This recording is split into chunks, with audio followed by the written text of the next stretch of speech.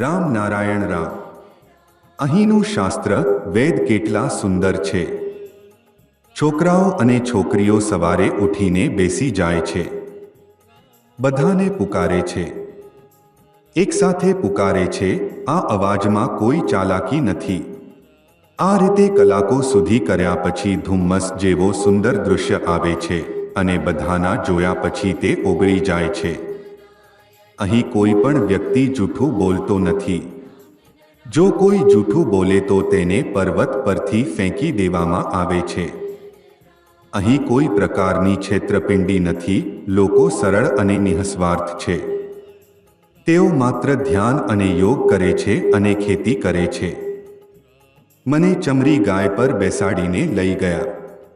જ્યારે હું મારા દેશમાં શું થાય છે તે કહું છું તો તેઓ કહે છે, તમારું દેશ એવું છે કે જ્યાં બાપ પુત્રને અને પુત્ર બાપને ઠગે છે. જૂઠા વિના તો તેમનું ચાલતું જ નથી. તેમના દેશમાં આ પાપ છે અને અમારા મુજબ તો તેમનું બધું જ પાપ છે. છતાં પણ પાપમાં પણ કેટલું સુંદર કામ ચાલે છે.